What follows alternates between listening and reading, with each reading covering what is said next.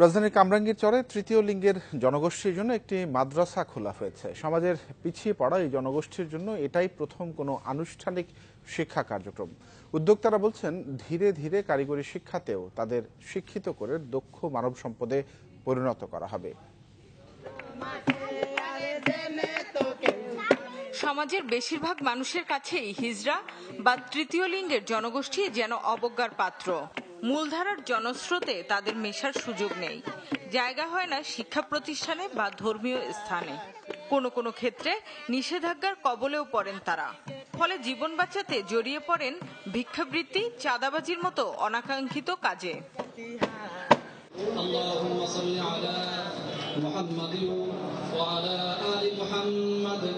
এবার সেই অবস্থার পরিবর্তনে উদ্যোগ নিয়েছে দুটি ফাউন্ডেশন।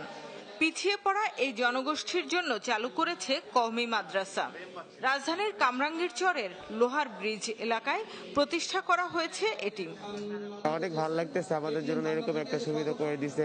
আমরা কোনো শিখতে পারতেছি বা আমরা হয়তো বা অন্য কাউকে শিখাইতে পারবো ইনশাল্লাহ। হিজড়া পড়তে খুব আনন্দ লাগতেছে। এখন আবার পড়তে চাচ্ছি আমি, আবার আরেকটা খতম দিব।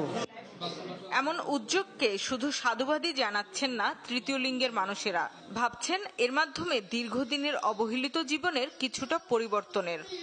স্কুলে পড়াশোনা করতে যায় তখন আমাদেরকে আলাদাভাবে রাখে, বলে যায় হিজলার সাথে কথা বলবো না। আমাদের কেউ পড়াইতো না, দেখতো না, অবহেলা করতো। এখন তো হুজুরের আমগো পড়ান দিতে খুব ভালো লাগতো। কত হুজুর বলতো আমাদের দেখে, বলতো নাউজুবিল্লাহ আস্তাগফিরুল্লাহ, কিন্তু এখন যে কেউ বলবে না, এটা আমাদের খুব ভালো লাগবে। আয়োজকরা জানান, ইসলামী জ্ঞানের পাশাপাশি তাদেরকে কারিগরি শিক্ষাও দেয়া হবে।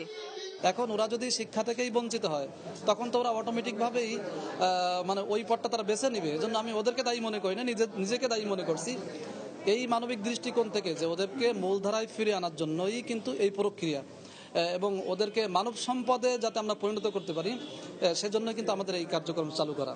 আমরা সবাই যদি একটু সহযোগিতা করি, আমরা যদি পজিটিভ দৃষ্টিভঙ্গিতে দেখি, তাহলে আমরা ওদেরকে পাশে নিয়ে টেকনাফ থেকে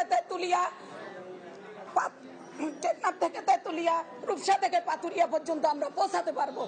উদ্যোক্তারা বলছেন, এ ধরনের কার্যক্রম আরো চালু হলে দেশের নানা প্রান্তে ছড়িয়ে থাকা কয়েক লাখ তৃতীয় লিঙ্গের মানুষ বোঝা নয়, হবেন সম্পদ।